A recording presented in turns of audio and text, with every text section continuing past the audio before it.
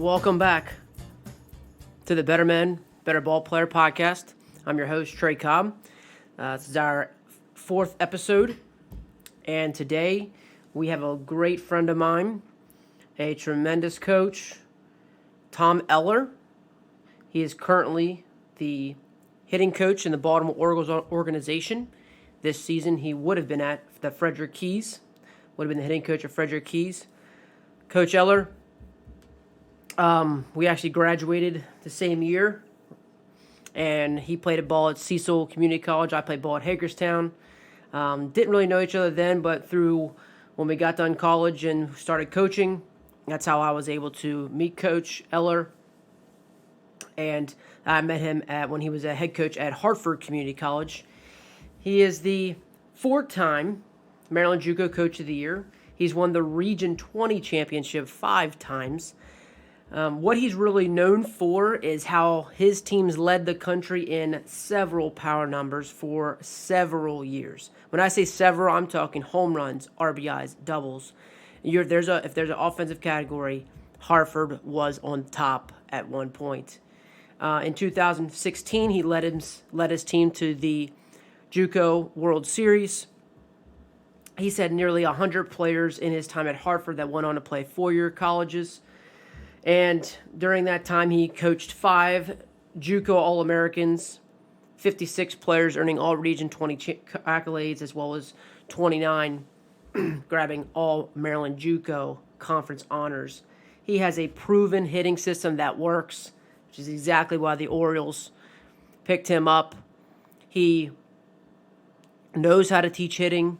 It's just not when you are year in and year out at the top of the country in your hitting numbers, you know that something is being taught. And more importantly, the kids, your players, are applying what they are learning. And so I had the pleasure of, working with Coach Eller in the fall. I would bring down a handful of kids and we would work out. And he was gracious enough to work out with our kids, and I was able to get a glimpse into his hitting system. And boy, he's a great hitting guy. Besides, but people don't realize is even on the base pass, they were top in the world, top in the country with their base running stats. He gets into talking about that amongst how he and the Orioles are getting better during this quarantine, during the pandemic. He gets into some of that. He talks about the differences of when he worked and built great college hitters to how right now he's building great professional hitters, and how the difference is between what they're doing, and how he's changed based off of the people that are in front of him. We also talk about what hitters are spending too much time on. He talked in a little bit about that. He also then talks about what they should be working more time on. So really what you need to stop and what you need to start. He was a great recruiter. He would bring in a ton of talent. And so we talk about recruiting. We talked about what he finds in his best recruits and what he would look for.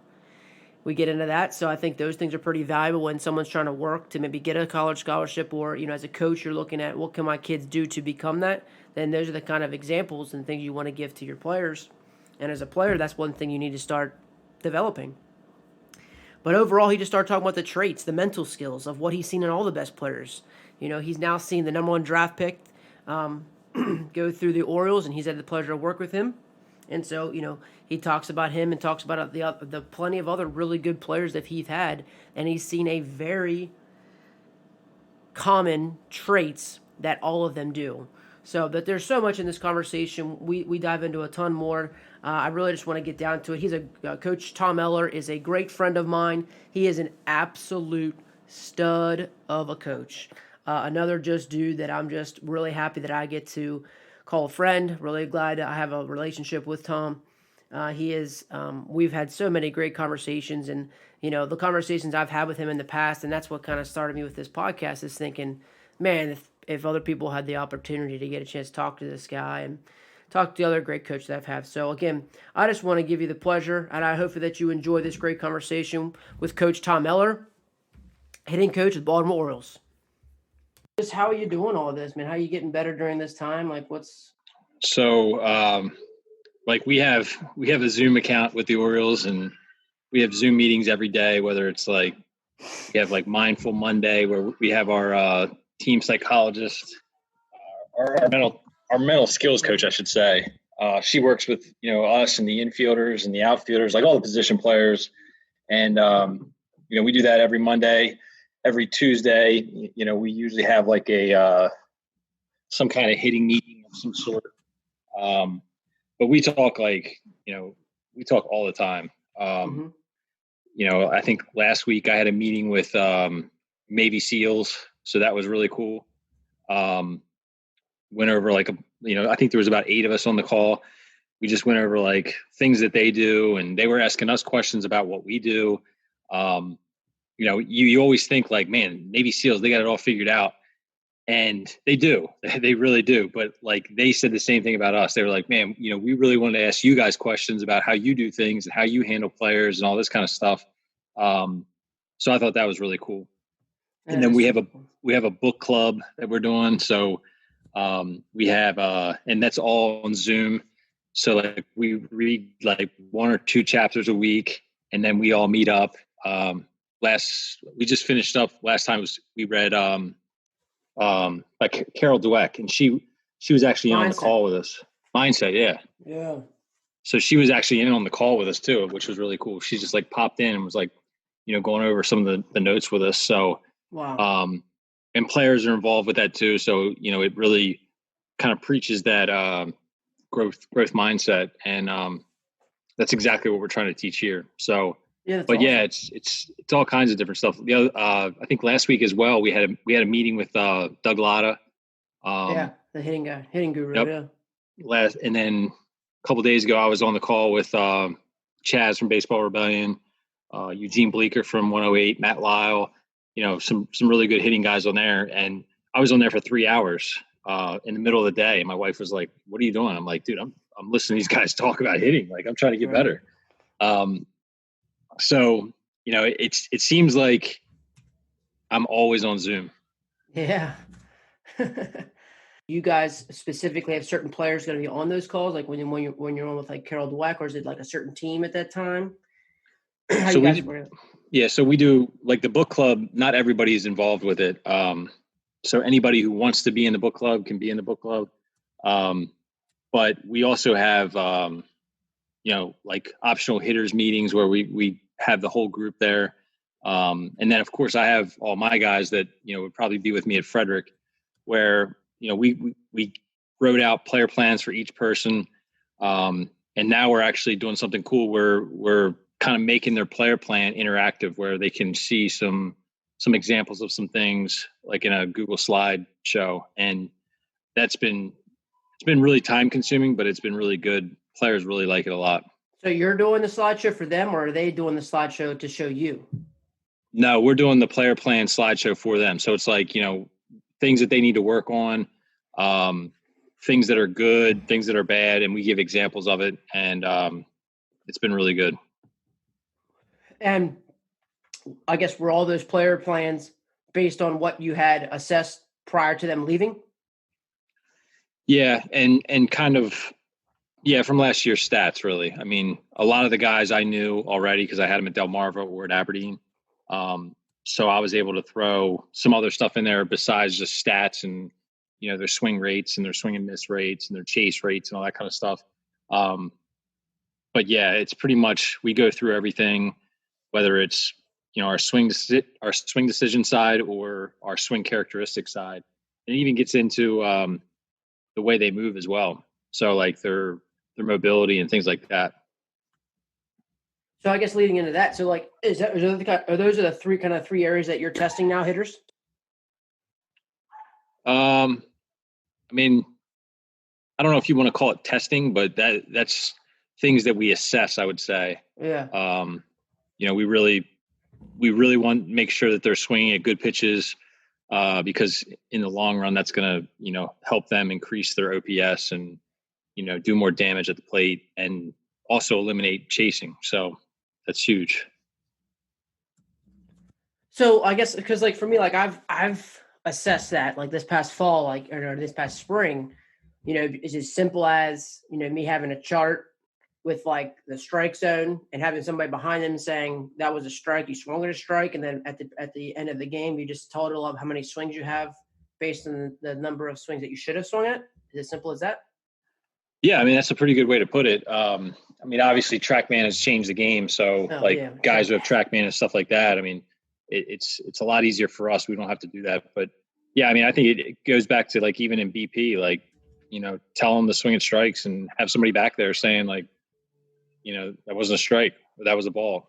Like really start to pinpoint the zone. And like we talk about 3-0 counts and this is back when I was at Hartford. Like we would talk about like what we should look like in our swing, 3-0, 2-0, 1-0 hitters counts.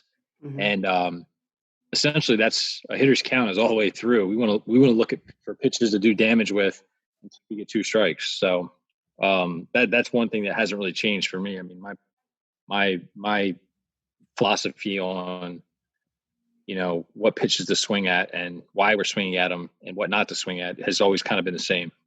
Yeah, that's kind of like even with me. Like I always tell kid, like I just tell every kid I work with, like there's no drill that I can give you if you're going to swing a ball in the dirt. Like there's no good drill for that. Yep. It's not going. We're not going to fix that with any kind of drill, or any kind of thing like that's about you and choosing to swing and making good swing decisions. Exactly. So with TrackMan basically gives you all that information. Yeah, I mean, you can do whatever you want with TrackMan. So like we can pull plots, we can find out where each pitch was. We know whether they swung at it or not, what the result was, how many RPMs it was. We can do anything with it really. So when you were at Hartford, because you had the Cloud, right? Then you have we had Baseball Cloud and Flight Scope. Flight Scope. That's right. So would it give you those same things? Were you tracking it then? Yes and no. Like we didn't have necessarily the complete software to know exactly where every pitch was. We could see it on the screen if we had it up, but we couldn't compile that data. Like once it was gone, it was gone. Like we had a spreadsheet that had all the data on it, but you don't know it. It's just giving you coordinates of the pitch, so it was kind of like useless. What we look for was like for pitching, we would look for like their RPMs, their induced vertical break, their horizontal break. With hitting, we would check launch angles, exit velocity, that kind of stuff. There's a whole other portion of that you can get into with just the strike zone of how TrackMan discovers the strike zone. What kind of is there any what's like your favorite thing to like as a drill or like for guys to work on for swing decisions? I mean, honestly, I think if you listen to the Yankees hitting coordinator, I forget his name off the top of my head, but I know they do a lot of different stuff with like they'll have a med ball back behind home plate and the pitcher's throwing at the med ball. And if the ball hits the med ball, it's a strike. If the ball doesn't hit the med ball and you swing at it, that's bad news, obviously. Also, I mean, you could break the plate up into like quadrants. You split into four different quadrants, and then you could have the hitter actually talk about like what quadrant that pitch was over top of. So like if it was out and that's 1, that was a 1, and basically just have them identify what quadrant that pitch was, so that they have self-awareness of like what the strike zone actually is. Sure. Yeah, speaking of Doug Lotta too, like I just saw him something on Twitter. He basically put up, strike zone and just said, guys like I guess movement work. He was like the 9 ball. The 9 ball movement work and was just saying 1 swing, hit an 8 swing and just kind of it's more like a movement preps, but like he was, just giving guys, those kind of things. But it's still the awareness of the strike zone, which then would hopefully correlate to you doing that. I mean, I've even had guys like I've had the 9 ball, the 9 strike, and when they would hit and they'd kind of tell me where was it? Was it the 9? Was it the 1? When they would go to hit. And you can even like shrink that up too. I mean, like that's kind of what we do is we shrink the plate up even more. So it's like a 6 ball routine where it's like, okay, what ball was that over top of? That was 1 or 6. So you're talking like straight over top of the plate instead of the actual like strike zone from. No, just straight across the plate. Right. Straight across the plate. Yeah. Yeah. But it's amazing how much like guys, and I've never been big on it, but like it's amazing like how much you see guys understand the strike zone once they work at it. And my big philosophy before was just like, you know, if we can increase bat speed, that's going to give you more time to make your decision, which you're making better decisions now because you can see the ball longer. So it's definitely a combination of both. Like you have to practice it and also train your hitters to swing fast so that they can create more time to see pitches coming out of the tunnels. Speaking about training fast, you know, and you just mentioned Chaz, Everett Baseball Rebellion. You know, we've done a lot of work with the rack since honestly since I've known you and you got into it. Is that like the best way that you think is to be able to train fast, or like what is how do you like to go about that? Yeah, I mean, training bat speed based off just even the blast, like, you know, because I'm sure you got guys who have tremendous bat speed, or, you know, how are you training them to get even faster? Excuse me. Yeah, I mean, the way I look at it, and like I've had an opportunity to talk to a lot of different hitting guys, and I've heard a lot of different ways to do things. And honestly, I still haven't found a better way than what they do at Baseball Rebellion as far as how they teach it. When it comes to, you know, what was the question again? We said, like, how do you train to turn fast, right? Yeah, you're basically, because you were saying how, you know, you're trying to teach guys to be able to swing fast so they can have longer time. Oh yeah, I know where I was going with this. So yeah, yep. How are we going to be able to train that so them to think? Because like right now, you know, where guys could be, you know, what would you say to the hitters right now trying to train to be faster? Yeah, I mean, if you use that Rebel Rack and you learn how to speed your body up when it comes to rotation, I mean, that's the number one thing. Like if you can be able to train your middle core of your body to turn fast and stop fast, then you're going to have a huge advantage against, you know, other players. So now one thing I will say is that, you know, when we use the blast sensors, and we use weighted bats, heavy bats, light bats, long bats. And we have some guys that come in and they'll literally after practice, they'll see, they'll grab the heavy bats and they'll start, you know, checking their bat speeds. Now, bat speed is not like the end all thing. It's not the one thing that we need, because as soon as you start trying to increase your bat speed, you lose your mechanics in your swing and you start pulling off everything and yanking everything in the dugout.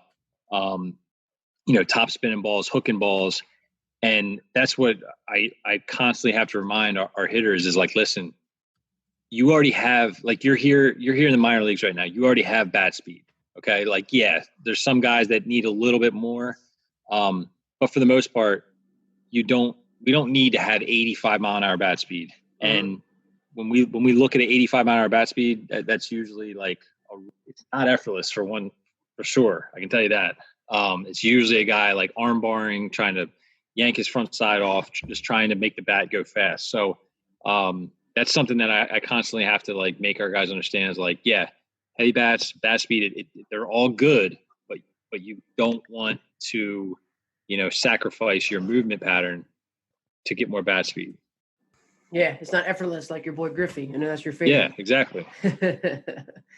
So it's funny, like I have it in my notes, man, here when you said stop your body fast. And I tell you what, you know, of all the conversations that we've had, I've never heard you talk about that. I never heard you say anything about stopping our body fast. And that kind of reminds me, I know you said you talked to Bleecker at 108, and that kind of seems like, I know that's their kickback and a scissor, which is something that we've talked about. You know, it seems like that's a big decelerator too, but can you talk a little about that? Like, what do you know, like that seems like that's kind of new on your mind. Like what you said, training your body to get fast and to stop fast. Like, yeah, because the way that, and really I got, you know, talking to Greg Rose from On Base U, I've talked to him twice. I went through his course twice, and that's something that he brought up a lot. So like when we look at our KVest readings, and we use KVest, K-Motion, which is basically 3D vision. We're checking how the body's moving. We're measuring how the body's moving. And, you know, basically what happens is the way that kinetic chain works is that, you know, your hips start to accelerate. So my hips are starting to accelerate towards the pitch, and for my upper body, my torso to start, to reach peak speed, my hips have to stop. So, the next thing in the kinetic chain needs the first thing to stop. So for my torso to start rotating fast, my hips actually have to stop, vice versa. Like once I get to my lead arm, my torso has to stop. So it's like, if you can imagine like a spaceship, a NASA spaceship getting ready to go off, the big rocket boosters go off and they go up into the sky, and then eventually they burn out, and there's another rocket that kicks in and boosts it through the sky. That's what the kinetic chain is. It works, your pelvis first using ground force, you're starting to rotate, and then your torso picks up, followed by your lead arm, followed by your barrel. And you can't just continue to keep all those things moving all at one time. So if you can stop your hips fast and get them where they need to be, then your torso can pick up, and then we can get the barrel working through the zone faster. So that's why I said stop. Sure. You need to be able to stop those hips because, and again, if I tell you to rotate your hips, a lot of guys drag their hips. So it's like everything's dragging through the zone versus push. Yeah. So what I try to think about is like, okay, let's hurry up and stop those hips. So we want to get those hips rotating, but we want to hurry up and stop them too. So it's almost like a check swing. And when you do a check swing, you're promoting the decel pattern, which is what we need to have in our swing in order to kind of fire the rest of our kinetic chain. So I guess because that was one of my things is like thinking like, because you guys were, leading the nation in a lot of power numbers at Hartford, like this is really, you've kind of started your progression as a really good teacher of hitting, amongst other things. But like, so how has, your hitting system really changed since, your time at Hartford now? Well, at Hartford, I mean, we had to basically, and I don't want this to go the wrong way, but JUCO, you get guys with problems, and they might have some tools, but they're not polished, and there's things that you have to clean up about them. And most of the problems were they weren't able to rotate the proper way. So now in pro ball, you get like guys like Adley Rushman and Kyle Stowers, who's the number 2 pick. Right. Guys who are absolute studs who can rotate and are super athletic. Now you just got to clean up their path or whatever. And Adley's a little bit different, but I think now it's more about cleaning up, bat path issues where they're coming in too steep, or they're losing their scap early, or their direction sucks as far as like they're just spinning into the poolside dugout all the time. Or they just don't really understand things like, effective velocity or real velocity. Like they want to have the same timing to every pitch, and that's going to cause them to, really struggle with some stuff. So do you find yourself working more approach because like of the stuff's just better too?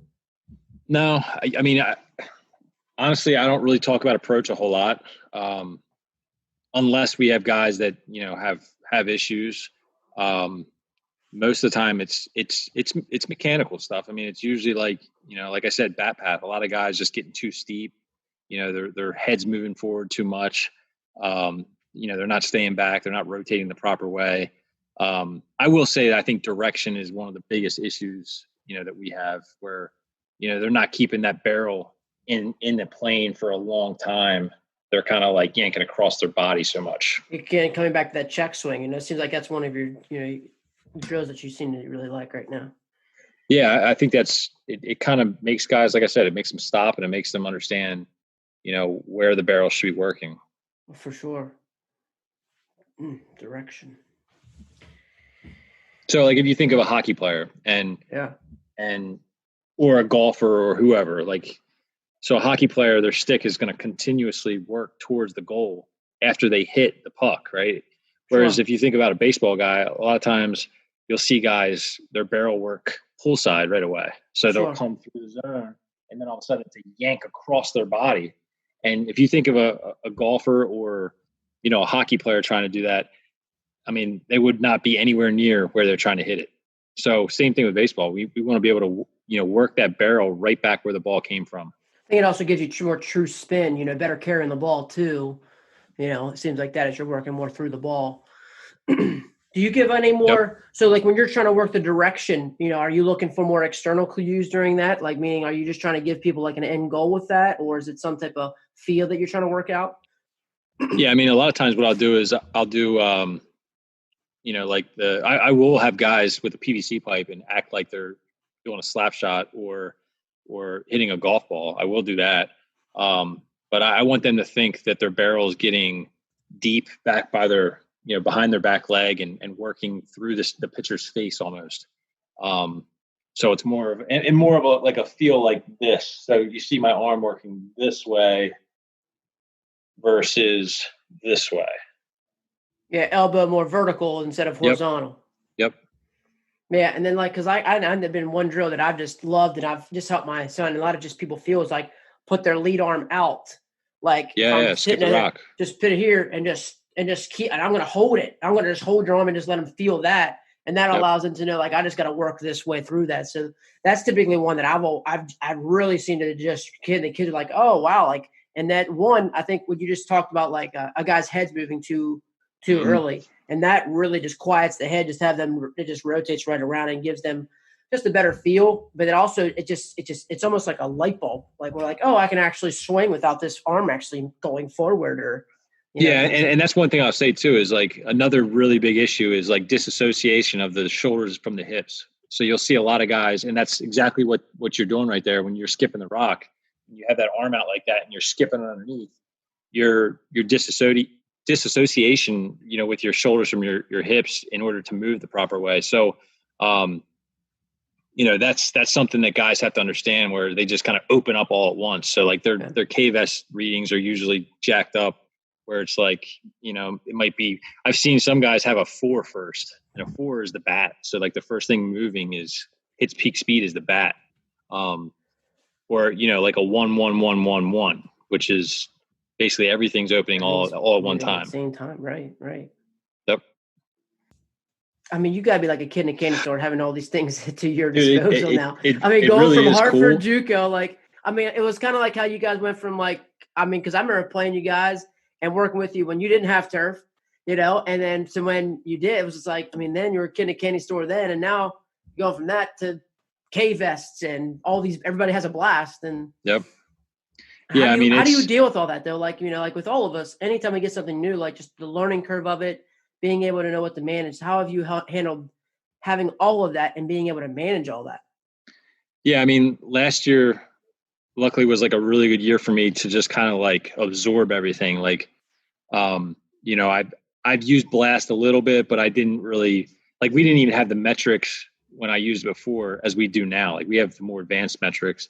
KVS, I've never used that before. And then I was the first one in our organization to get it and use it. I was actually the only one in the organization last year to had it.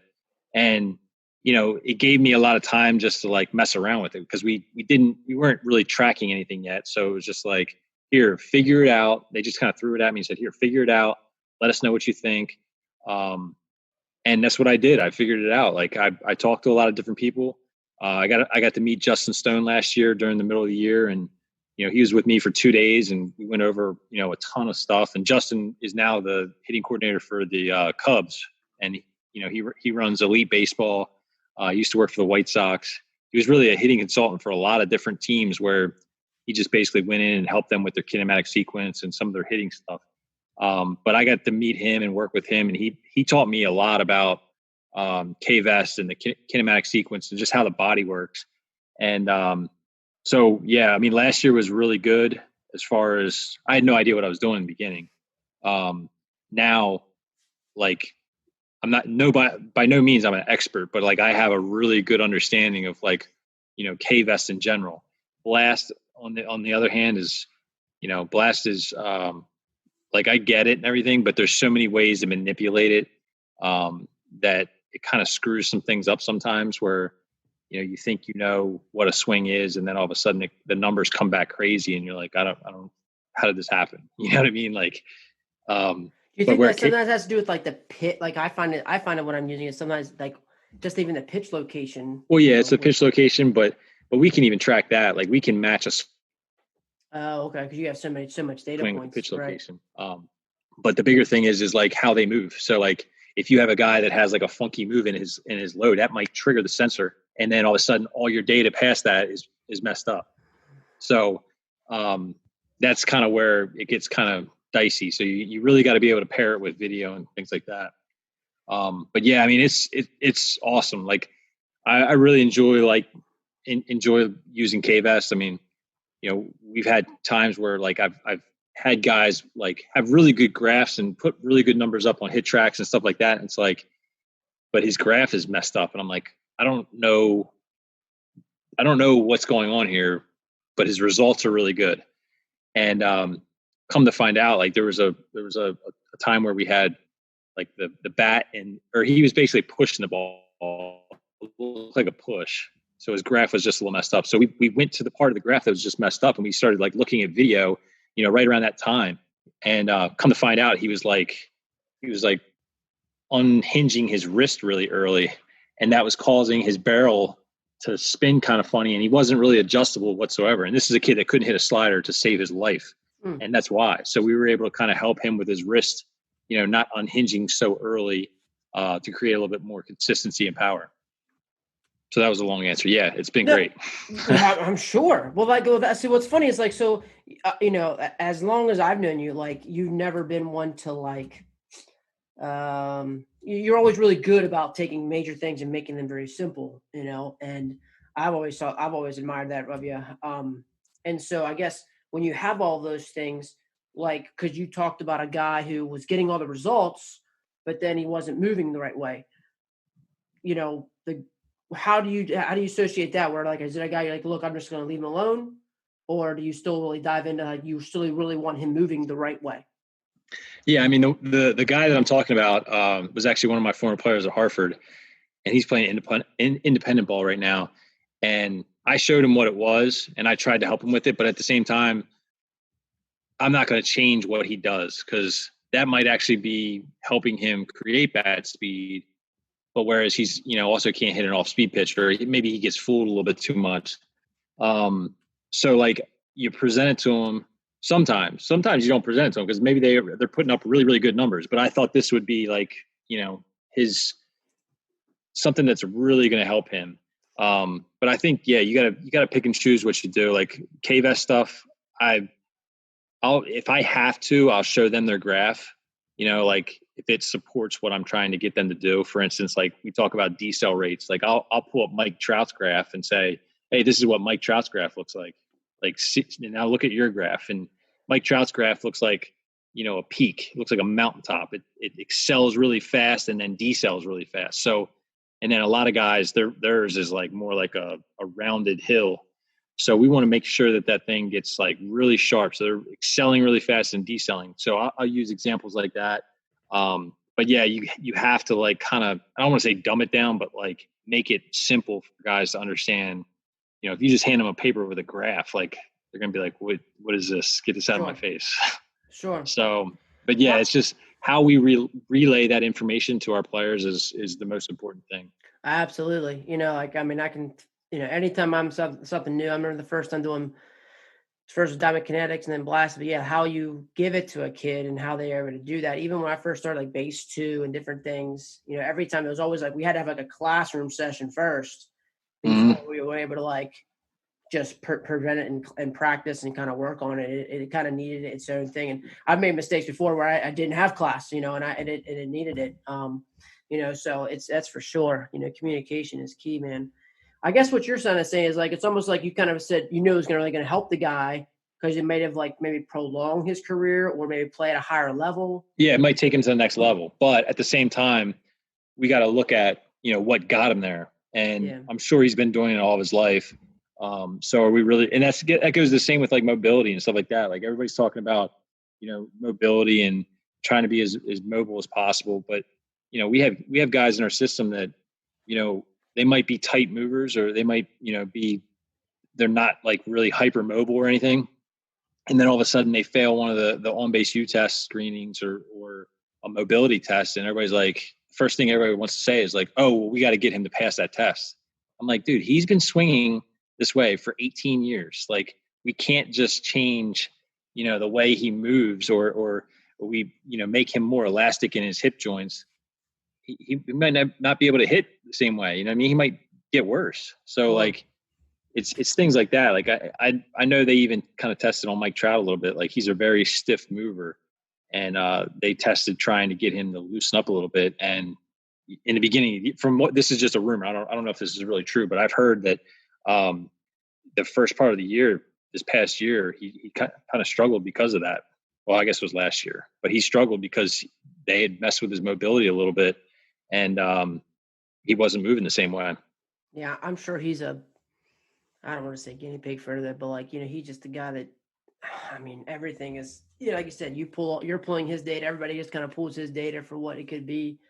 Say this, like Mike Trout's Mike Trout. Like he could have the worst kinematic sequence possible. Okay. And like, he's already MVP. Like, do we really want to mess with that? Do we really want to like say, hey, you could be MVP, but you could be, what else is there to be? You know what I mean? Like, what else? Right.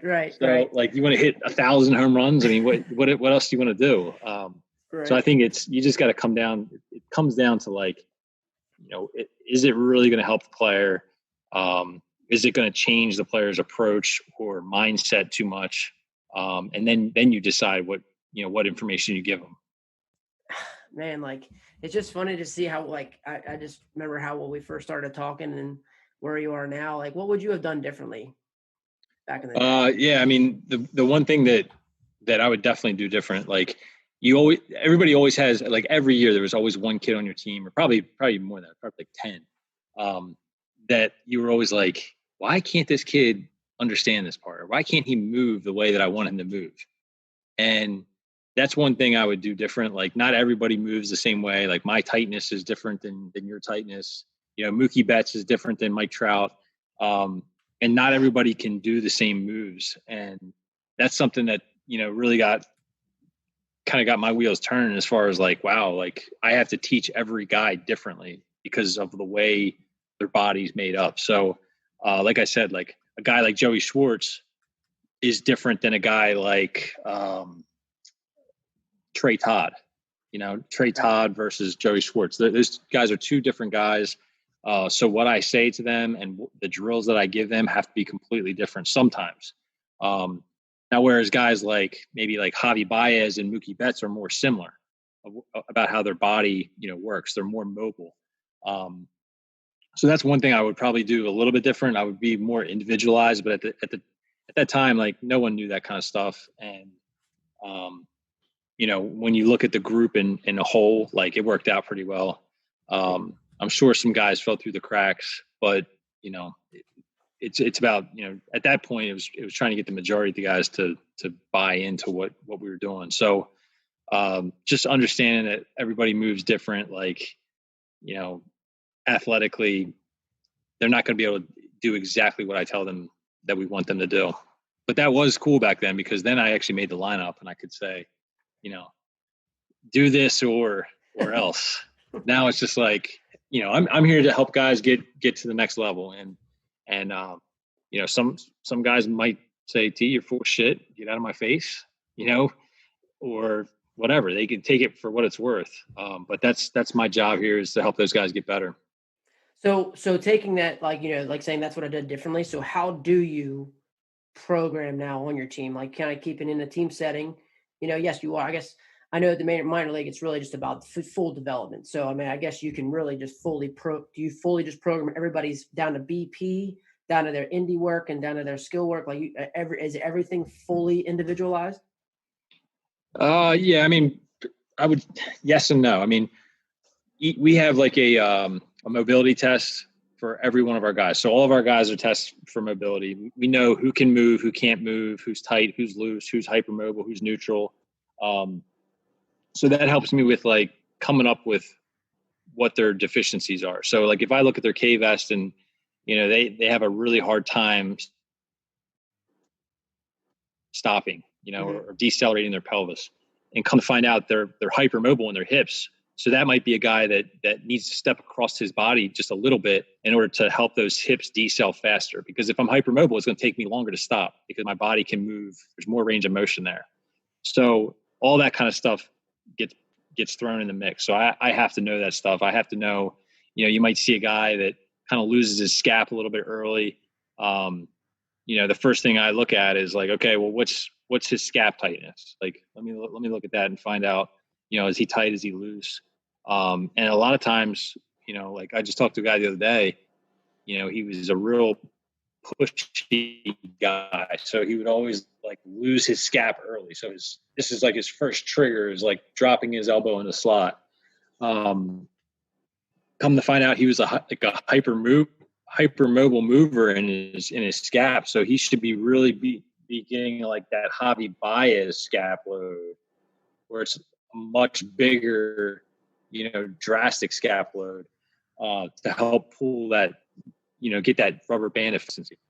Almost seems like he has a tip. You know what you're saying? Yeah. So it's stuff like that. I mean, we have another really big guy who's, big donkey, and you look at him, you're like, damn, that kid can't move at all. And then you look at his mobility screening, and he's hypermobile in just about everything. So it's like, wow, like if it was up to me, I would have minimized everything that kid did, where really we should be maximizing his movements to, really like tighten that rubber band.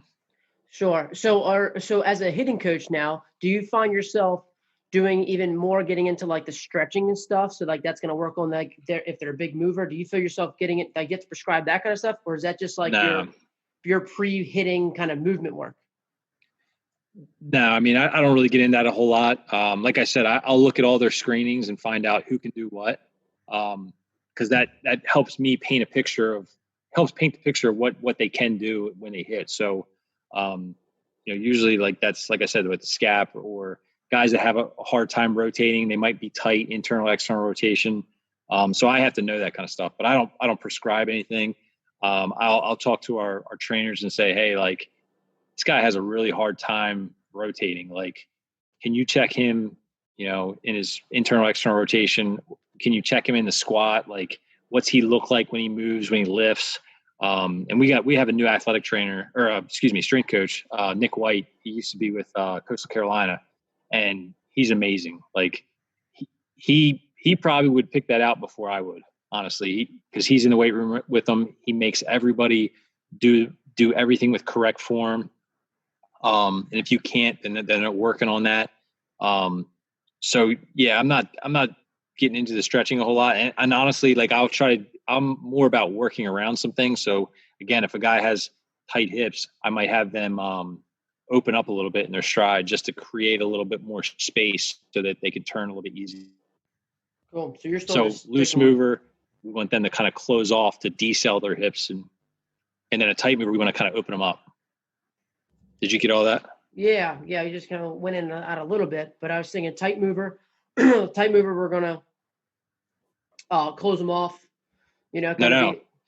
Tight mover, we're gonna try to open them up. So like we're trying to assist. We're trying to assist their movement. So tight, they can't move. We want to help assist them. So we want to open them up. And then a loose mover, we need to assist stopping or hitting the brakes. So we want to maybe close those guys off a little bit. And I think that's where you see some of the kickback come in. Mm-hmm. I mean, kickback is just basically, your body's way of counterbalancing. So if I step across my body, my back foot's going to kick the other way. If I step open, my right foot is going to kick towards the plate and it's going to balance me. So it's always trying to keep that balance. So for somebody to say like, yeah, everybody should scissor, that's not true. I mean, at least I don't think it is. I mean, I get what Eugene talks about, but you don't see barely any left-handers scissor at all. A couple here and there. Mm-hmm. But that's because they're trying to run to first base and they're rotating correctly. Well, yeah, and if they run to first base, it's also mean they're stopping. They're stopping a little bit faster than right-handers would do as well. And I remember that's a conversation we had in January at the ABCA where we were talking about the kickback and things like that. We're like, a lot of times they're just doing that because they're bad movers. And I guess that was that kind of a conversation that I was thinking of, like where teaching guys how to move, right? But again, that, like I said, that kind of comes back to the conversation where you were saying is like, he's doing really well, but do I want to teach, do I want to keep him moving bad? So I guess you just take it for every kid for what it is. And I guess that's just that programming that you do. Do you do many like I guess like individual like programming of drill sets too? Like what guys like their I guess their early work kind of stuff would be? Yeah, I mean, like we try to throw guys in buckets as far as like, what they're good at, what they're bad at, what they need to work on. So like if I have a group that has below average bat speed, and we might try to work on bat speed, more than guys that with really good bat speed. So just things like that. I mean, it's not so individualized that like I'm working with one single guy every single day, like, doing their own thing, but it's more like we try to bucket it. We try to say, okay, like bad movers are going here, bad bat speed's going here, bad directions going here, and we'll just kind of split them up and go from there. But sometimes it could, I think you got to be creative with that too. Like, even if it's like, okay, your swing decisions suck. So all we're going to be doing is mixing pitches today and making sure that you're swinging at strikes. So that's kind of how we individualize things, just because the timing of everything, we don't have a whole lot of time, even though it seems like we have so much time during the day. Guys have to sleep, they have to lift, they have to eat. They get 2 meals a day at the park. So next thing you know, like there's no time to do anything. And let alone they got to go play a game at 7. Yeah. Yep. For sure. Dude, how much help are you really doing all those things by yourself? No, like last year was a little different. I mean, when I was at Delmarva, we had Pat Leland with us, who's Jim Leland's son. And he helped me a little bit with like just BP stuff. But I mean, I was the only one with the K-vest. I was the only one that understood the blast stuff. So, it kind of was all me there. But once I got to Aberdeen, like I had Jack Graham, who kind of helped out. KB, our head coach, helped out with a lot of BP stuff. But, and this year I'm going to have even more help, because we have an extra coach that's going to be there. We have Colin Woody. He's kind of a hitting guy. Like he kind of does a little bit of everything, but he'll be with me. I'll actually have an analytics guy that's on our staff that's going to be able to help me kind of relate the analytics side of it to the players. So, I mean, yes and no. There's a lot of stuff that I have to schedule out every day and make sure that, guys are getting the right work that they need. But like we have other guys that throw BP and kind of flip, so I can watch, or I can run, the KVS stuff or whatever. All right. Yeah, it seems like so much now, like a lot of your job is on the computer, being able to either program things or even just going through all your data, and then being able to, like you said, funnel it down and then have a meeting with everybody and going over it all. Yeah. And one thing I'll say about that, and this might answer, some of the other questions you guys have, is that like hitters have to understand what they hit well. So like one of the biggest things that I look at our hitters' strengths and our hitters' weaknesses. So I pull their spray charts up and I'm like, okay, well, let's match your hot zones versus your swing percentages. So we'll look at like their heat map, and next thing you know, their heat map is like blood red, middle away, but yet they're swinging at all kinds of inside pitches and they're not doing any damage there. So my job is to say, listen, this is what needs to happen. A, if you're going to continue to swing at that pitch, we need you to hit that pitch. Or B, let's just stop swinging at that pitch and worry about your hot zone. So same thing with like youth guys, high school kids or whatever, like write down in a notebook, like what, results of things. Like if you hit a double and you hit it well, write that down. So you have, then over time you can start to track that and you can be like, okay, well, it seems like I really handle that middle end pitch really well, but yet I don't swing at it enough because I don't think I can hit it. Does that make sense? Yeah, absolutely. There's so many guys that like do damage on the inner part of the plate and they're afraid to swing at it because, they're just set up looking away all the time. And I've noticed that a lot this year is like, when I'm doing their player plans, I'm like, yo, like you crush the inside pitch, but you never swing at it. So yeah, you would say like that's something that kids should probably spend more time doing.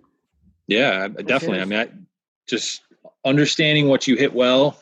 Like I said, not everybody has TrackMan or statistician or anything like that can break things down, but you got a notepad, go in there, say, write down your results. Like, you chase a pitch out of the zone, write it down.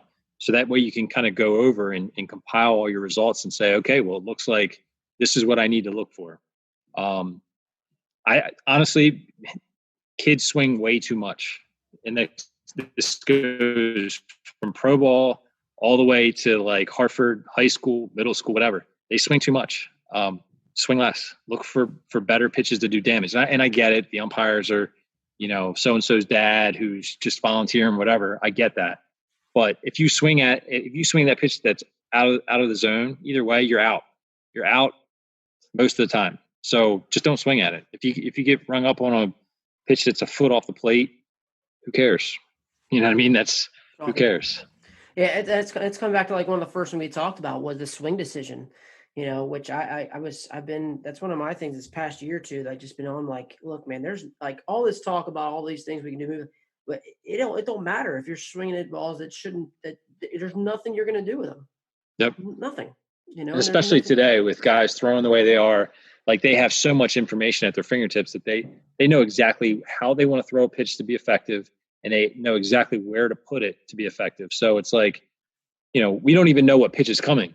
So like, you're basically reacting to everything. So you got to put yourself in a good position in order to react and be able to make solid contact. And, swinging at pitches out of the zone is something that, you can't be successful with. Absolutely. No way. Vladimir Guerrero was a freak that could do that, but he still hit balls that, were strikes a long way, Yeah. But, that's something we just remember him by, but yeah, he still made his money on pitches he should have hit, and he hit them really well. Yeah. Oh yeah. So, we just talked about something that you think that hitters should do more of. What do you think hitters now should do less of? But so you said swing less. But like, well, what's something even, I guess as coaches, if you look back at your time at Hartford or even just time now, like what's something you wish you just didn't do as much that you spent, you would spend, less time on? As a coach? Yeah, as a coach or even as a player. Like you talked about as a player, like they should swing less. Yeah. What's something that like right now players are working on? They say like you should be working less on that and more on this. Well, I think this covers kind of both scenarios as a player and a coach. Like so many times and my guys they always wanted to do this too, but they're so worried about like feeling good in BP and not really working on things that translate to the game. So, one of the first things I did at Hartford was like I bought one of those hack attacks back in like 2012 or something like that. And I cranked that thing up to the nastiest slider possible, and our guys hated it. And for a long time, they hated me because I would make them hit it. But guess what? We became really, really good hitters. And after about a year, guys started figuring it out because they were like, listen, this thing ain't going away. So I got to either figure it out or just transfer. And so they ended up figuring it out. And the same thing goes here. Like, 5 o'clock BP, 52 miles an hour straight in down the middle. That's the only thing that's helping is my confidence. And I do agree that there's an aspect of confidence, but at the same time, our hitters have to make decisions on the dime about, a 92 mile an hour fastball or an 83 mile an hour slider. So we should be practicing that more, in BP. So whether it's random BP, more high velo in BP, more, maybe it's two machines, maybe a fastball breaking ball. But, really understanding, the way baseball works and, BP pregame, that's not realistic. The only thing that's good for is confidence. So I would say, get the best slider machine out there and, try to hit it. Once you master that, work on something else. But understand the difference between block practice and random practice. If I'm teaching a player how to, efficiently turn their hips, that's going to need to be more, controlled. And that's going to be more off of a tee or front toss, something that we can like control the setting and we're working on that one specific motor skill. Whereas like, you have a boatload of guys who are all-stars or minor league players that can rotate well. Well, now we need to start teaching them to react better. So now you start challenging them. Yeah, exactly. So in an ideal world in the minor leagues, we would have somebody that could throw just like, say Justin Verlander, throw us BP every day from the mound. That's not realistic. So we got to get as realistic as we can from that. That might be a machine. That might be moving BP up. That might be saying, hey, BP pitcher, throw more balls, mixing sliders, mixing change-ups, gas them up, bring a little bit of velo. And what that means for the player is that they have to check their ego at the door, and they have to realize, like, hey, I'm not going to look good sometimes at BP. But what I need to figure out is, like, why am I not adjustable? Why can't I to do it more randomized? I keep getting a message saying my connection is unstable, so that's why I keep asking you. Yeah. Oh, that's all right. So I know what you're saying about the random. Like I've had some conversations with some players, some really good players even around here, and we talked about just the failing more at practice, and just kids just aren't comfortable with it. I know as a coach, it gets pretty uncomfortable. But I think that really leads into pretty well about the kind of because what you're saying is like asking yourself, like, why can't I handle this really well? Why can't why not being adaptable? This for me seems kind of like mental skills. When I think of becoming a better player, like it's got to be part of the mental side as well. So like what kind of skills have you seen those best kind of guys have at the next level, or even when you're at Harvard, and how that carries over? Yeah, I mean, I think it's that growth mindset. I mean, when you're talking to a guy who wants to learn, like I had 3 kids from Stanford last year. I had Maverick Hanley, I had Andrew Dashball, and I had Kyle Stowers. And you think of a Stanford kid, you're like, man, those kids are pretty smart, right? So, but the best thing about those guys was they were willing to listen and learn to anything that I said, and they would question me on stuff. They'd be like, well, why do you think this works this way? And I would have to give them an answer. So like, I think that's really important for players to understand, is that, you have to have a growth mindset. You have to understand, why things are happening. And, if you don't think it's right, then find out why you're doing it and ask the question. I mean, maybe your coach or whoever's doing it with you doesn't understand that. Maybe they've never asked that question. So anytime that you can have that growth mindset, to be open to different things. I mean, that's one thing that I try to do a lot. I try to listen to all these different hitting guys, whether I think they're right or I think they're wrong. I want to know why they think that, at least. Because maybe I'll pick something up, maybe I'll find something like, oh, that makes a lot of sense. And I know a lot of guys like talk bad about, teacher man and all that kind of stuff. But, one night I was like, dude, it was like the first part of the coronavirus when I just got home, and he put out a video, and I was like, I'm going to listen to this. And he had a lot of really, really that he said in there. And honestly, a lot of I got some good, and as for coaches, I think coaches, you guys got to be, you have to really think about like deliberate practice. I mean, things that translate to the games, like, why are we doing what we're doing? Like I said, with BP, that doesn't make sense. Or why are we hitting easy fungos at our infielders? Why are we hitting easy backspin fly balls to our outfielders when in games that's not what really happens? So we have to make our practices so much like our games. And I think just, some coaches and some players, they don't want to get out of the way they've always done things. Those people get left in the dust. Absolutely. Adapt or die.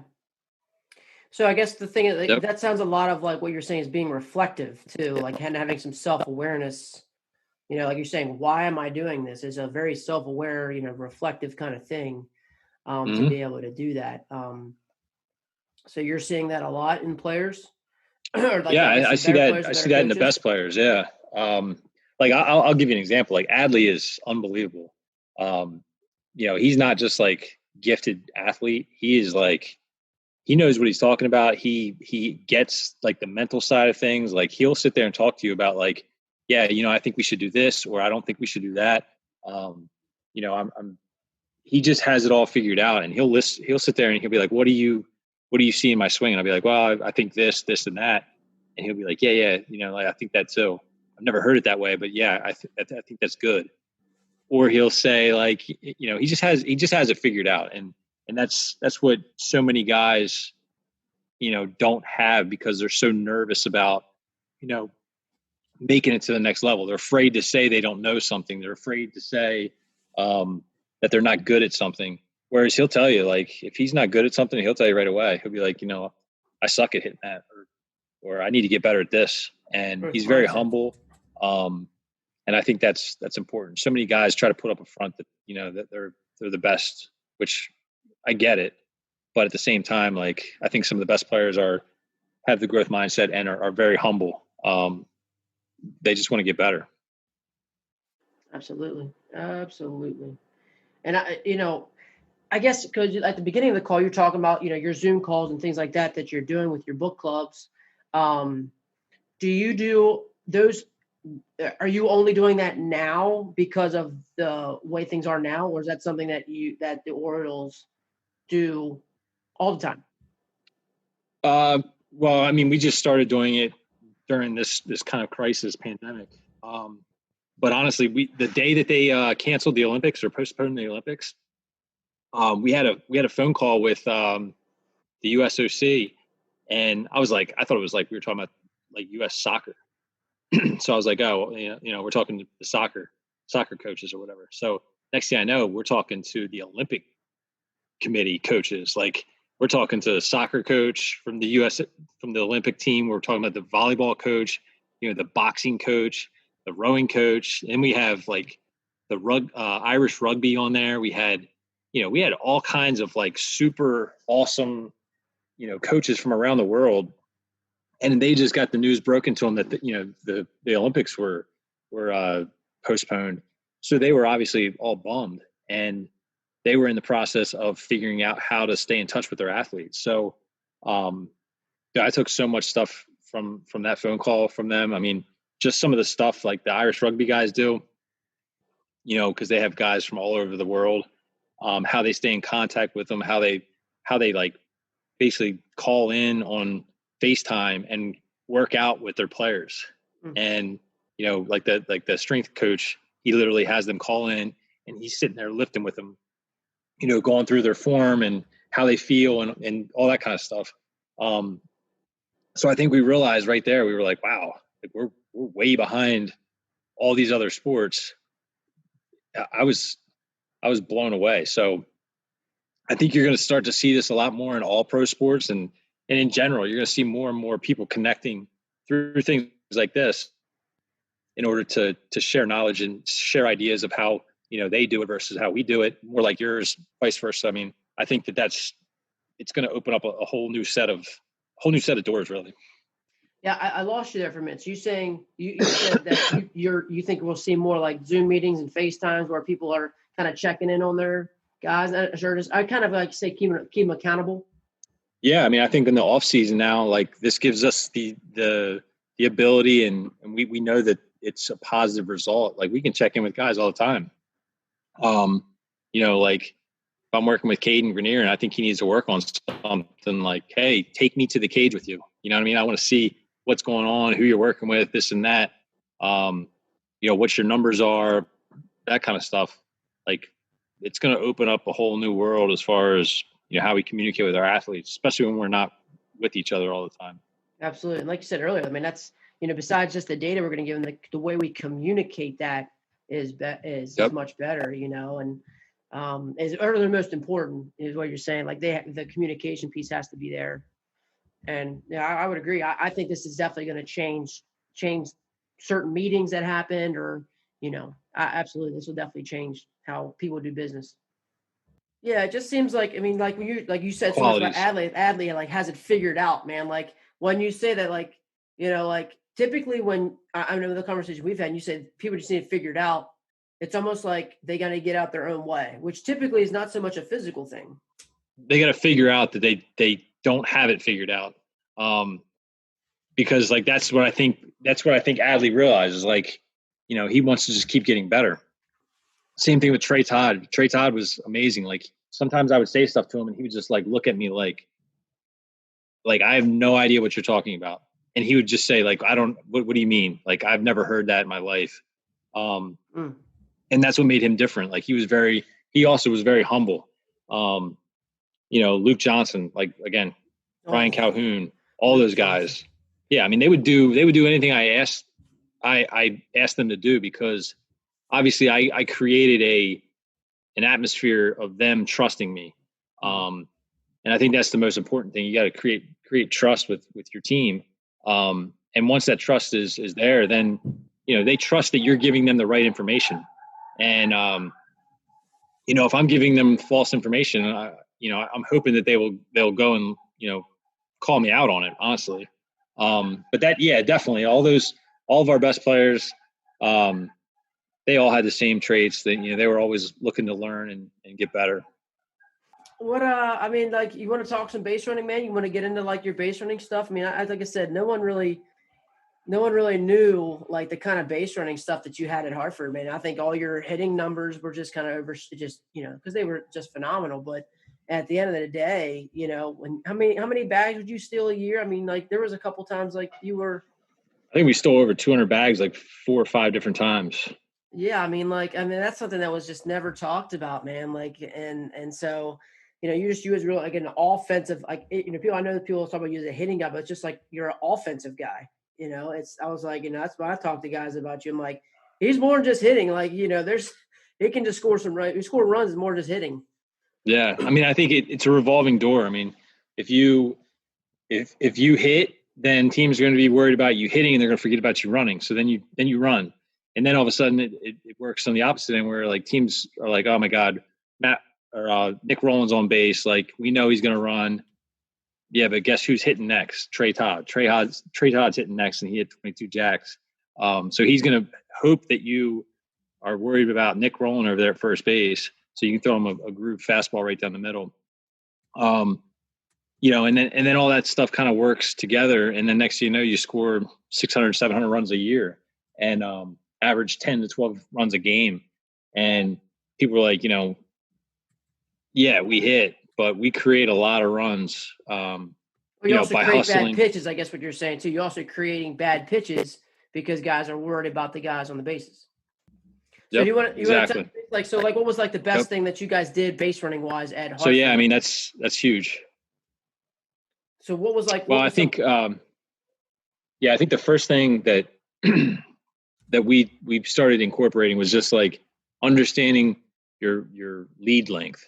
And I think so many people get screwed up with that. Like, they get to first base and they take 3 steps or whatever, and they think they're big and they're not big, or maybe they're getting too big and they're not able to get back, and their reaction time slows down because they're afraid to get picked off.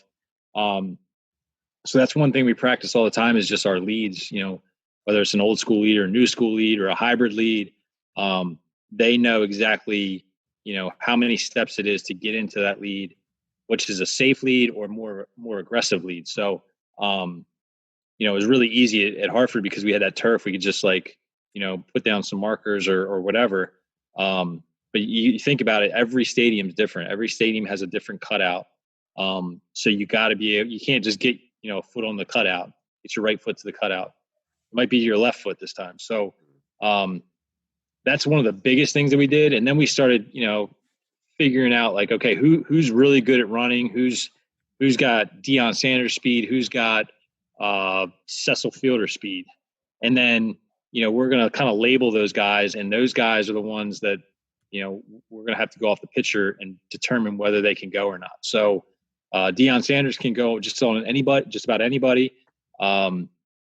Cecil Fielder is going to have to find a pitcher that's a 1.7, 1.8 to the plate in order to try to get a bag. So, so you're basically saying that you would you would know the times of guys, and then you would know the times of the pitchers, and then based off of the catcher's pop time, you basically then are saying, here's green guy, here's your red guy. Yeah, I mean, we would never even worry about the catcher because like mostly all catchers are about the same.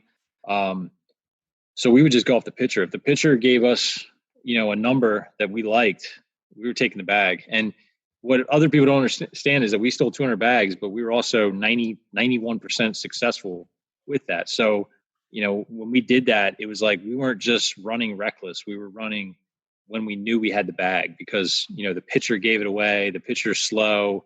He's got to tell. You see pitchers all the time. They come set, and then they go home. And we'll pick stuff out like that all the time, or just know what counts to run in. What some of the tendencies are. You throw over twice in a row, you're probably not going to throw over again, so we're going to take the bag. I've seen a lot of guys steal 3-0. I thought that was. It's kind of crappy sometimes, but like think about how slow the pitcher is to the plate. 3-0. Yeah. He's trying to just get one in the middle of the plate. And then sometimes I'd have to tell our guys not to run 3-0 because I'd be like, yo, this guy's going to get a cookie right down the middle of the plate. Don't screw it up. But yeah, that's what we would do. We would do the new school, old school leads, the hybrid leads. Matt Tallarico. I got to hear him and Jerry Weinstein talk a couple years ago. And it was amazing. Like blew my mind. I was like, all right, we're changing everything that we do. Makes so much sense. And dude, then you kind of like stove? That was a hot stove just one night, wasn't it? In ABC. Yeah. We were upstairs, in a random room. I think we were both up there. Yep. Wow, that was a crazy night. That was really good. Like, what are we doing? I think he realized too that it was so good that people like me could just pick up on it just that quick. But yeah, that hearing him talk, I was just like, oh my God, this. And then you see Brian Roberts, and that's what Brian Roberts did. Yeah. And then it's like, oh my God, why don't more people do this? And every time we talk about it or we bring it up or someone brings it up, there's always that one guy to say like, oh, I'll stop that. Like, we'll just, run time picks on you, or we'll do this or we'll do that. And that's what it is. It's the base runner adapting to everything that you have. We're picking up on that. We're not going until we have something on you. So yeah, I think it also talks about, like you said, your first thing you talked about was the leads. Like the first thing you said, like it's about your lead. And when you know your lead with your eyes closed and without whatever you're at, then it doesn't matter. Yep. You can pick what you want. I think that's why, I think what you said was really smart is like your first thing is just your lead, like knowing where you're at on the baseball field. And I remember we started like, you're going to do it every day with your eyes closed. Like that's what you're going to do out in left field. When you're warming up, we're just going to work on your leads. And every day you're going to go out with your eyes closed until you know it. Yep. And we do the same thing, here at Hartford. That's what we did. And at some point, like they get it. We don't have to do as much. But again, it's about adapting. It's a cat and mouse game. I know Tallarico says it all the time. It's a cat and mouse game, and you're constantly adapting to what the cat's trying to do. He's going to stay up late and wait for you to come out. Well, I'm going to sleep in and make him wait even longer. So same thing with pitchers. They always have tendencies. Even when they think that they don't have tendencies, they have tendencies. So that's our first base coach's job. That's the runner's job, is to break that code right away and figure out when they can go. Now, will you, because like in college, a lot of guys, we're putting a guy on that or we're doing that. Do you still do that at your level? Like, will you still say like, hey man, I want you to check out the pitcher here, or is that kind of like just everybody's job to do that? We have some guys doing some stuff. Like whether it's a whiteboard or our development guy or whatever. But we have so much video access that we can go in and, I can sit there the day before we see somebody and I can watch video of them and figure out their tendencies. So it makes things a lot easier. But at the same time, it's a lot harder because the higher levels you go, the less tips they give you, they don't tip as much. It's good pitchers. What pitchers do. Yeah. All about. And that's like, I'm sure you've recruited plenty of guys where like, they weren't the greatest in high school at doing it. So like, that's just part of their development that they got to do at JUCO or wherever they're at. Yeah. Eventually they get burnt at it and then they learn that they have to get better at it. So that's what it comes down to. Mm-hmm. Now, do you feel, I guess with your new role now, are you implementing a lot of base running things for the Orioles, like during their warm-up time, during their running time? Is that part of their early work, or do you have a specific time? Honestly, we just started with everything, and then I was literally there for like, I think I was there for 2 weeks, and we had just introduced our new base running routines. We had just started going over them. I think it's something that every day will set us, like if we were in regular season right now, there'd be every day we would set some time aside to go over some stuff. Whether it was their leads or, just like a little breakout session about tonight's arms or whatever. But yeah, there's definitely going to be something every single day with base running. Maybe it's just like what we screwed up on yesterday and what we did good yesterday. I know we started doing that a lot at Aberdeen, where it was like, let's video their leads and let's see what their jumps look like. If your jumps suck, like we got to figure out why they suck. And that may be where our strength and conditioning guy comes in and says, okay, well, his running form sucks. Like he should be driving his heel into the ground here versus, whatever he's doing. What are some of the things that you would say as a recruiter, or the things that you would even look for when you're at Hartford, like the best thing for kids to kind of work on? What are the things that kind of stood out to you when you were recruiting guys? When you look, and you've seen so many recruiting videos, what are some things that just popped out at you? I mean, usually it was a single tool. So like, for instance, like I remember, and we'll talk about Joey Schwartz. When I saw him swing, I was like, yo, I like that kid's swing. I didn't care if he could field. I didn't care if he could throw. I didn't care if he could run. He's a 12th grader. Like I ran a 7.0, 7.2 probably in high school. And then when I got to college, I ran like a 6.8. So like there's way to get things like that better. So I look for a tool. So Joey had a really, really good bat. Whereas like Justin Brown, who was from Northern Virginia, he ran like a 6.3 60. You know what I mean? And he wasn't a great hitter, but he could go get it in the outfield. He could play. He's super athletic. So I'm like, okay, well, I can teach that kid to be a good hitter. Or I could teach Joey Schwartz to be a better runner or a better fielder or a better thrower, whatever it is. So I think it was just like we looked for that one standout tool. But then again, we also had a lot of guys that were like middle of the pack, just got missed. I kind of labeled Joey as that too. Like he didn't have anything. Like his bat was great. Don't get me wrong, it was great for us. But I think a lot of people overlooked his bat, and then next thing you know, like he got to us, it was like, holy shit, who's this kid? He can hit. Well, it was always there. He just had to refine some things. So, and that's how I was as a player too. Like I never did anything great. I wasn't the best runner. I wasn't the best thrower. I wasn't the best hitter, but like I did everything pretty well. So that's kind of what we look for, either a big tool or just like a really consistent player. It's like a ball player. Who obviously like can prove that they, exactly. Somebody who can do a little bit of everything, but at the same time, like we want guys at Hartford that, want to move, who have that growth mindset and want to move on to, Division I school or Division II school or Division III, whatever. They want to play after Hartford. I always joked, it wasn't like, I never took a kid who was like, I'm from Hartford Tech or I'm from Bel Air or whatever. I think I'll play baseball at Hartford. Like, no, it doesn't work that way. Like, no, we want you to come to Hartford because you want to play somewhere else. It's not just like you think you might play baseball. Like that kind of like insulted me. I was like, no, it doesn't work that way. So yeah, I mean, just like look for a tool and obviously like just be willing to learn and continue to get better. And I think something that really turned me off from a lot of guys is just like big egos. Like I think egos just get in the way with everything. And I think that's something that we were really good at too. Like we were able to check some guys' egos at the door, because I would just be like, listen, dude, like, my job was to prepare them for wherever they went next. So if they went to Towson or Maryland or Clemson or wherever, and they had this ego that was an issue, then it made me look bad. So I was like, all right, well, I'll check their egos at the door, so right away I'd be like, listen, if you guys screw up, I'll just screw up and forget your name on the lineup every day. Like I'll take baseball away from you. And I think that's what really worked the best. Hard to argue with that success that you had there too, buddy. It's funny though, because like they always thought I was joking too. I'd be like, yeah, man, I might forget to write your name on the lineup tomorrow. But like I was joking, but I really wasn't. Like I was just laying it out there. That's the way that you. Yeah, I was just laying it out there to say, listen, like at the end of the day, I write the lineup.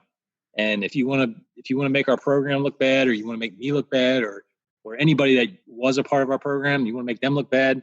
We don't need that. Absolutely.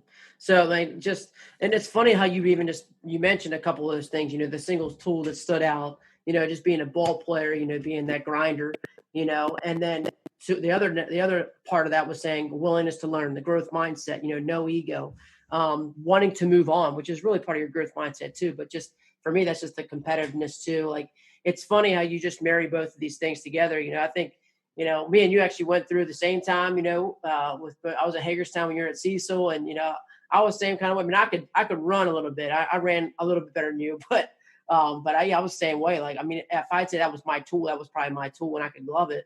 Mm-hmm.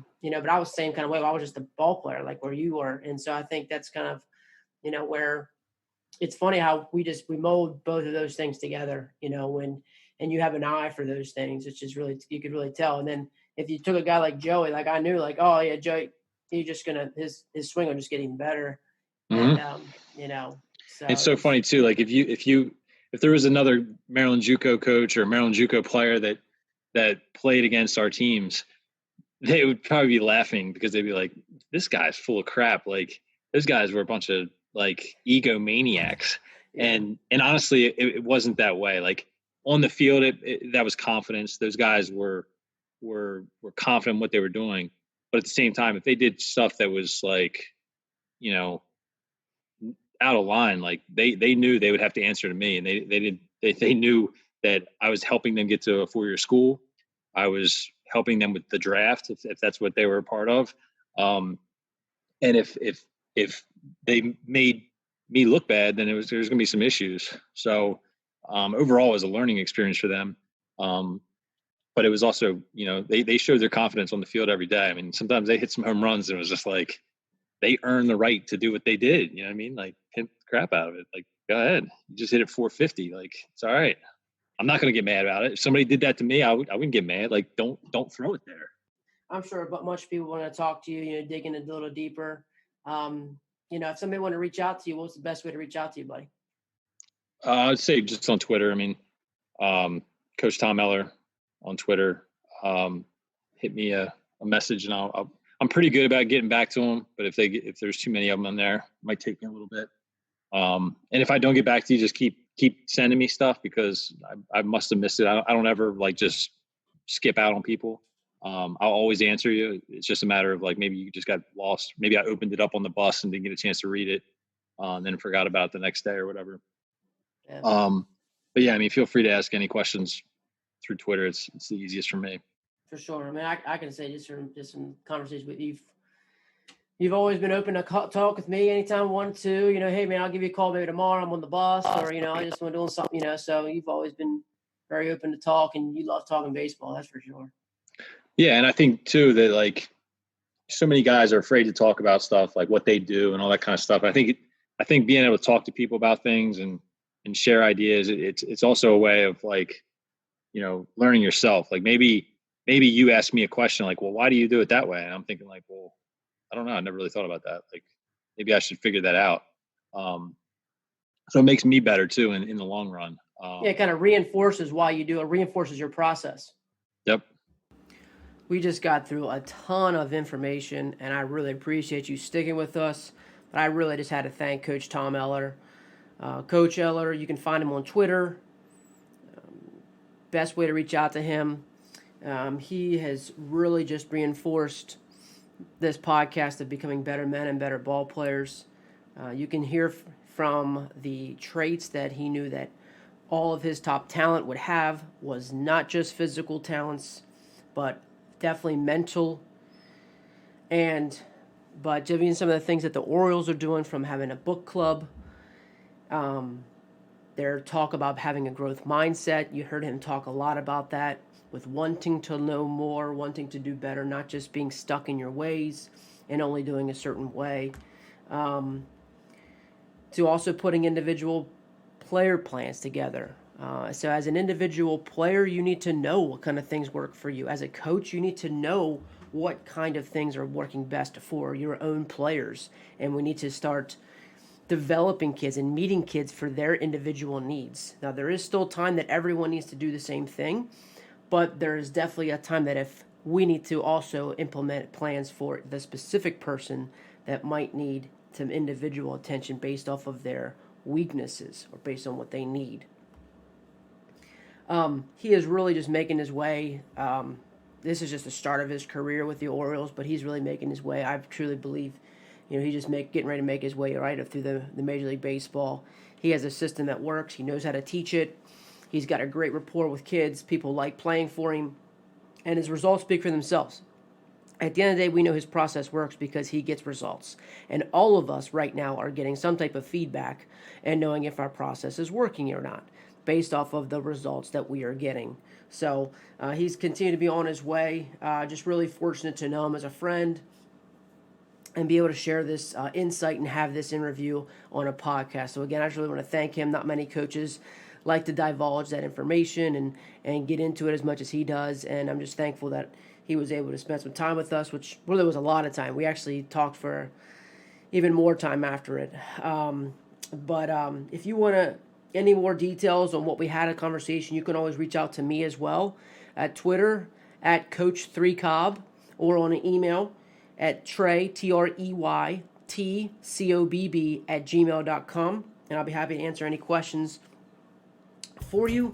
But again, thanks for sticking with us. And I hope you enjoyed it just as much as I did. And I hope to see you next week on the Better Men, Better Ball Player podcast.